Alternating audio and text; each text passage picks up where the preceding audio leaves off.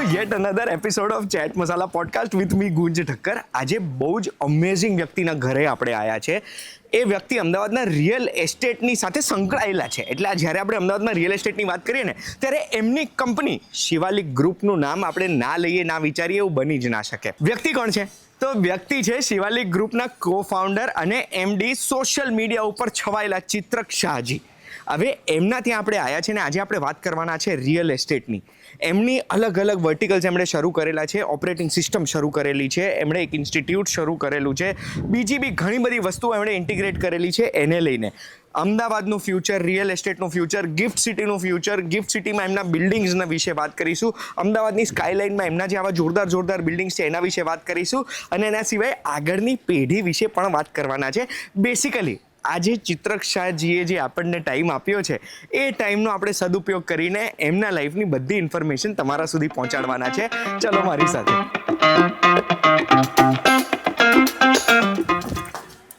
બે દરવાજો ખાસો મોટો નથી તો જો વજનદાર કેટલું હશે એ આપણે જોઈએ, ખબર પડે અંદર. ચિત્રકભાઈ ખુલશે કે નહીં? હાય, કેમ છો? ચિત્રકભાઈ ક્યાં છે? હાય, કેમ છો? હાય, બસ નાઇસ હાઉસ, નાઇસ જગ્યા.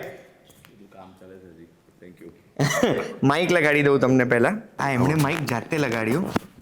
આપણે આટલા શૂટ કર્યા છે આનાથી આપણને ખબર પડી જાય છે કે સોશિયલ મીડિયા ઉપર એમની જે ગેમ છે એ સ્ટ્રોંગ છે. મારે સૌથી પહેલાં એ જ જાણવું છે કે અમદાવાદમાં મંદી છે કે નહીં? અત્યારે જે ભાવ વધી રહ્યા છે, આટલી બધી ચારેય બાજુ પ્રોપર્ટીઓ બની રહી છે, તો મંદી છે કે ખાલી એની હવા છે મંદીની? ના, સોદા પડે છે, લોકો લેવા બી આવે છે. બહારના લોકો બહુ આવે છે. બહારના લોકો, ઘણા બધા લોકો આવે છે બીકોઝ જે ઇન્ટરનેશનલ ઇશ્યુઝ બધા ચાલુ થાય છે જે અત્યારે છે, પછી દુબઈના જે બી ઇન્વેસ્ટર્સ હતા, they also having second mind કે હવે ક્યાં ઇન્વેસ્ટ કરવું. અને હવે જે લોકો જોવે છે ને, પહેલા એવું હતું અહીંના લોકો અહીં સોદો કરતા હતા અને ડેવલપર બી એવું બનાવતા હતા કે અમદાવાદમાં વેચાય છે કે નહીં. હવે એ થોટ પ્રોસેસ છે, એ લાર્જર ટિકિટ સાઇઝ, થોડું મોટું ઇન્વેસ્ટમેન્ટ, અને બહારના લોકો આવે છે ને એ લોકોને એવું જોઈએ છે સારું બિલ્ડિંગ છે એ, તો જે ક્વોલિટી અપાર્ટમેન્ટ છે, ક્વોલિટી પ્રોપર્ટીઝ છે એની તરફ લોકો વળે છે. તો મોસ્ટલી ઇન્વેસ્ટર્સ આવી રહ્યા છે કે પછી યુઝર્સ પણ આવી રહ્યા છે બહારના? Real estate is never about users. Investor દસ્તાવેજ કરે છે, પછી પોતે વાપરે. ભવિષ્યમાં એમને શિફ્ટ થવું હોય કે ફેમિલીમાં બે ભાગ પડતા હોય કે પોતાના છોકરાને ફ્લેટ આપવો હોય કે સો દે ઇન્વેસ્ટ. એક્સ્ટ્રા મની જે બી છે, કાં સ્ટોક માર્કેટમાં જાય, કાં લેન્ડમાં જાય, કાં ગોલ્ડમાં જાય, કાં રિયલ એસ્ટેટમાં, they invest. Then they decide what to do. આ બધા ઇન્વેસ્ટમેન્ટમાં સ્ટોક્સ છે, લેન્ડ છે કે લગડી છે, એ કશું વપરાતું નથી. ખાલી રિયલ એસ્ટેટ ઇન્વેસ્ટ કરી રાખો છો, એ વપરાય. તો ભવિષ્યમાં જ્યારે વાપરવું ત્યારે વાપરી શકું એટલે લોકો ઇન્વેસ્ટ કરી મૂકી રાખે છે. આપણા ઘરમાં જે વસ્તુ પડી છે આપણે વાપરતા નથી, લઈને તો મૂકી રાખીએ છીએ, કોઈક વાર વર્ષમાં મહેમાન આવે ત્યારે વાપરીશું. તો તમે અગર આજે માની લો કે આજે તમે ડેવલપર નથી, તમે અમદાવાદનો કોઈ વ્યક્તિ છો જેણે સાંભળ્યું કે યાર બહારના લોકો ઇન્વેસ્ટ કરી રહ્યા છે તો મારે બી રોકાણ કરવું છે, એવા વ્યક્તિ છે કે જેમની આવક ફિક્સ છે, તો એ વ્યક્તિએ ક્યાં રોકવું જોઈએ? આ ક્વેશ્ચન તમારો છે ને, મને બહુ જ બધા લોકોએ કર્યો.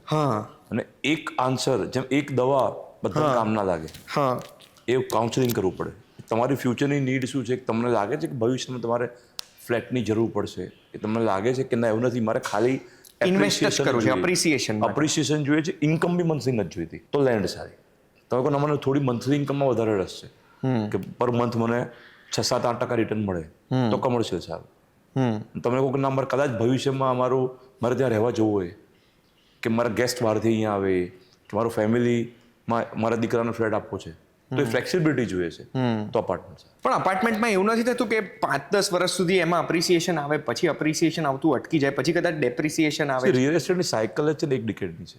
1 ડિકેડ પછી આખો એરિયા ચેન્જ થાય. સિવાય કે તમારી પાસે મુંબઈ જેવું એરિયા હોય કે જ્યાં આજુબાજુ એરિયા મોટો ના થતો હોય, રીડેવલપમેન્ટ કરવું પડે, એવા બહુ ઓછા સિટી છે. પણ રિયલ એસ્ટેટની સાયકલ મેજર કેસમાં 10 વર્ષે એનો એરિયા બદલાઈ જાય. સો તમારે જો ખાલી એપ્રિસિએશન અને ઇન્કમ પર ફોકસ કરવું હોય ને, ઇમોશન્સ પર નહીં કે અમારું ઘર છે, હું 20 વર્ષ અહીંયા રહીશ, મારી આખી લાઈફ કાઢીશ, તો પછી તમારે ઇમોશન્સ અને appreciation doesn't go hand to hand. કે આપણે તો 10 વર્ષમાં 5 વર્ષમાં ઘર બદલી કાઢવું છે, જેવું પીક આવે એટલે નીકળી જઈશું, ભાઈ નવો એરિયામાં જઈશું, પીક આવે નીકળી જઈશું, નવો એરિયામાં જઈશું. પછી ત્યારે તમે એવું વિચારો કે મારા છોકરા માટે હું સ્કૂલ દૂર પડશે તો દૂર પડશે તો પડશે. હવે આજે પેટ્રોલની કે ફરવાની તમે રોજ ટાઈમ અને પૈસા બગાડો છો કે આંટો મારવા જવું છું, એ ટાઈમે કદાચ છોકરાને 10 મિનિટ વધારે ટ્રાવેલ કરવું પડે. પણ એ હવે બધું જ ભેગું એક જગ્યા પર ના મળે. તમારે અમુક પેરામીટર્સ મૂકી દેવા પડે કે ભાઈ આ પેરામીટર્સ હશે તો અમે મૂવ થઈશું. વાતોથી તો એવું લાગે છે કે તમને રિયલ એસ્ટેટ ગમે છે. 1998 થી રિસર્ચ હું મારી બધી કરીને આવ્યો છું, એટલે તમારે ચિંતા 1998 થી તમે શરૂ કરેલું રિયલ એસ્ટેટ. અને જેટલું મને ખબર છે ત્યાં સુધી ફાધર સ્ટોક માર્કેટના બિઝનેસમાં હતા અને 98માં તમે અને ફાધરે મળીને રિયલ એસ્ટેટમાં ઇન્વેસ્ટ કરેલું. મારી જ તમને સ્ટોરી કહું તો અમે પ્રહલાદનગર અહીંયા આનંદનગર ક્રોસરોડ્સ પાસે રહેવા આવ્યા હતા એક સોસાયટીમાં. ત્યારે બાજુમાં હતા શિવાલિક બંગલોઝ. ત્યારથી અમને એવું હતું કે શિવાલિક બંગલોઝ આમ પ્રીમિયમ બંગલોઝ છે, તમે બેઝમેન્ટ આપેલું ને એવું બધું. તો એ જ્યારે 98માં તમે શરૂઆત કરી, તો આજે અગર હું 98 યર્સવાળા ચિત્રકભાઈને પૂછું કે 28 યર્સ પહેલાવાળા કે તમે 28 વર્ષ પછી આ પોઝિશન પર હશો તો એ ચિત્રકભાઈ ખુશ હશે કે નહીં? ના, બિકોઝ ત્યારે ખબર જ નથી. આ વી work on two next year શું કરવું છે, કે આ વર્ષે શું કરવું છે, કે અત્યારે શું કરવું છે. So we always live in current moment. ત્યારે કે કામ કરતા જઈએ, સારું કરીએ અને કાલ જે કર્યું તો એના કરતાં બેટર કરીએ, બસ આટલી જ વસ્તુ. પણ એવું નહીં, 28 વર્ષ પહેલા અગર હું ટાઈમ મશીનનું તમને આપી દઉં, ટાઈમ મશીનમાં જઈને તમે 28 વર્ષ પહેલા જઈને ખાલી તમે કહી શકો કે ભાઈ ચિંતા ના કર, 28 વર્ષ પછી તું અહીંયા પહોંચવાનો છું, રાઈટ, તો એ ચિત્રકભાઈ ત્યારના ચિત્રકભાઈ ખુશ થાત કે ભાઈ 28 વર્ષ પછી આટલું બધું અચીવ, કારણ કે એ કદાચ એના ડ્રીમ્સ પૂરા નથી થયા. જો એ ત્યારે ખબર પડતી હોત ને તો અત્યારે જે છું ને એના કરતાં મચ મોર વધારે ઉપર હોત. કારણ કે જે બધી મિસ્ટેક મેં 28 વર્ષમાં કરી ત્યારે, અને ત્યારે મારી પાસે એઆઈ નહોતું, કોઈ ઇન્ફોર્મેશન ટૂલ નહોતા, ગૂગલ નહોતું, ફેસબુક નહોતું, સોશિયલ મીડિયા નહોતું. પણ બધું ટૂલ્સ છે. આ ટૂલ્સ વાપરીને જે મેં 28માં જેટલી મિસ્ટેક કરી, જે મિસ્ટેકના કારણે મારું ગ્રોથ ડિલે થઈ ગયું, એ ગ્રોથ કદાચ આ 15 વર્ષમાં પૂરો થઈ ગયો, તો કદાચ આજે જે છું એનાથી હું 5 ગણું 10 ગણું આગળ. વાવ! એટલે આ ખાલી તમને કહેવા માંગુ છું કે આ સવાલ છે ને મને ઘણી વખત થતો હોય છે કે how much is too much. કે જ્યારે આપણે કોઈ બિઝનેસ શરૂ કરીએ ને ત્યારે આપણો પહેલો ગોલ હોય કે એને પહેલાં સર્વાઇવેબલ કરીએ. પેલું કહે ને આપણી ગુજરાતીમાં 1000 દિવસ સુધી આપણે સીટ ગરમ કરવી પડે. તો પહેલાં બિઝનેસને સર્વાઇવેબલ કરવામાં સપના જોયા હોય, પછી આપણે બિઝનેસ એક સ્ટેજે પહોંચે, બીજા સ્ટેજે પહોંચે, પછી મને એવું થાય કે એ સ્ટેજ પર પહોંચ્યા પછી ફાઉન્ડર્સની મોટિવેશન કેવી રીતે રહેતી હોય. તો એ મોટિવેશન તમારામાં દેખાઈ રહી છે મને કે તમે એ ક્યાંથી આવે છે? સો બિઝનેસમાં છે ને સ્ટેજીસ છે, ઓનરના બિઝનેસના બંને. એક છે સર્વાઇવલ, કે તમને ભૂખ લાગે છે ગમે તે થયું આપણે ખાડો ભરીએ. પછી એમાં કેશ ચેક ના હોય, એથિક્સ કદાચ કોઈ બાજુ મૂકી દે. કેમ કે ભાઈ આપણે ગ્રો થવું છે, નાના મોટા ભૂલ થાય, એક લેવલ આવી જાય ને, પૈસા બી આવી જાય, ખાડો ભરાઈ જાય, તમારા લોકો નામ થઈ જાય, પછી યુ વર્ક ઓન ટુ કે હવે આપણે યાર સારું કરવું છે, અમુક અમુક વસ્તુ નથી કરવી, એક લેવલ પર આવી ગયા, હવે સ્કેલ પર ફોકસ કરીએ.